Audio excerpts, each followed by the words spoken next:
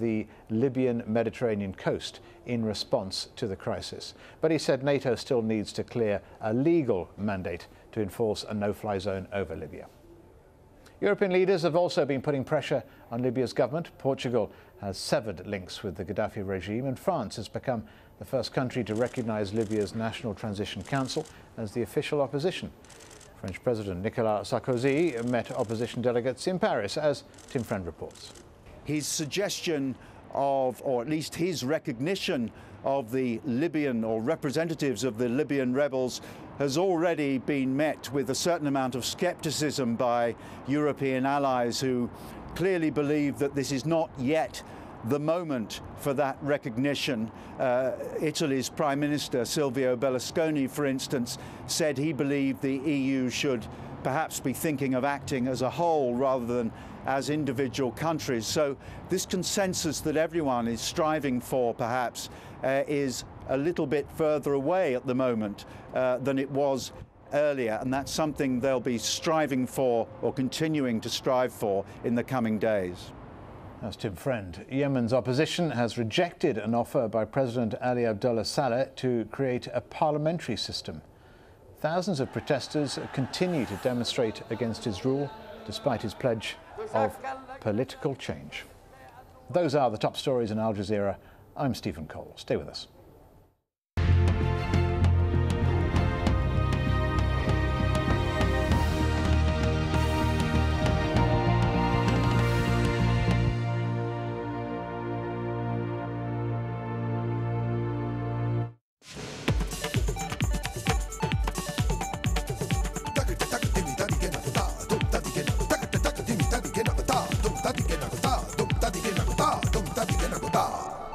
Hello and welcome. How do Western powers tackle the tricky challenge of intervening in Libya without facing a backlash in the Arab world?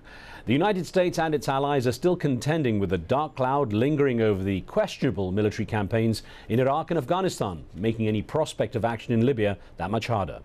Well, Libyan rebels around the country continue to fight government forces, but Muammar Gaddafi shows no signs of relenting and has continued to meet dissent with an iron fist. As the violence continues, the US and its NATO allies have dithered on a decision to impose a no-fly zone over Libya, which would be patrolled by military aircraft with the authority to shoot down Gaddafi's air defenses. France has taken the first decisive step by recognizing the rebel Libyan National Council as the legitimate representative of the people. And President Nicolas Sarkozy has now met with leading members from the group. Muammar Gaddafi has responded by breaking diplomatic relations with France. So today we ask, how should the international community respond to Libya's increasingly brutal attacks against opposition groups? Remember, you can join our conversation with your emails or text messages in the show. Joining me now from Paris is one of France's most renowned writers, philosopher and activist, Bernard-Henri Lévy. He's published more than 30 best-selling books, including Left in Dark Times, A Stand Against the New Barbarism, and American Vertigo, Traveling America in the Footsteps of Tocqueville. He has reported from hotspots around the world, including Bosnia, Lebanon and Darfur, and recently returned from Libya. Mr. Lévy, it's good to have you on the show. Thank you for joining us, sir. Thank you. Glad to be here too. Sir, I want to start by asking you what made you go to Libya in the first place. What was your goal in making that trip? My goal was, as I did so many times in my life, to witness with my own eyes, to see what really happens on the ground, and to see the extent of the bloodbath, of the violence, of the violation of human rights, basic human rights by Muammar Gaddafi's regime. I wanted to see that and to be a witness when I would be back in Europe or in America. Well, sir, of course, the news coming out now is that France has recognized the Libyan rebels in the form of the Libyan National Council, and I wonder what impact that's likely to have, you think, on the position of the rebels, and perhaps also how France might regard the idea of intervention now. First of all, I'm very proud that France did that today, this morning. I attended the meeting between President Sarkozy and the 3 representatives of the National Council of Free Libya. I was there. And I was really impressed by what happened there, by the words of the emissary of Mr. Abdel-Jalil, by the words of President Sarkozy, and I am happy and proud that my country is the first one to admit the evidence, which is that Gaddafi is no longer able to govern, to represent legitimately the people of Libya. When one kills his own people, when one responds to demonstration by sending some planes to bomb the demonstrators, he is out of the game. And this morning I sat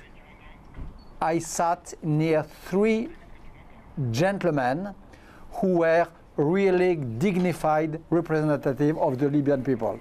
I have to ask one thing, that there are those who believe that this may have been a slightly, well, they cynically believe, I guess, that President Sarkozy was doing this for popularity, considering his ratings have slumped as low as the 30% mark. I'm not sure, you know, that he will gain a lot of popularity with that. France is a very cautious country. You have in my country, unfortunately, a strong anti-Muslim feeling or even a racist feeling. And I'm not sure that to involve in the affairs of Libya will provide so much popularity to Sarkozy. No, I believe, you know, I'm so often hostile myself to Sarkozy. I'm opposed to his politics on so many grounds. I voted against him and I will vote probably against him next time too. But I must admit that on this case, he was just okay and even great. On this case, one has to be honest. Even if you oppose democratically to a president, you must admit when it is daylight that it is daylight. This morning, Nicolas Sarkozy, without having so much to win, had the great and the good and the right political gesture.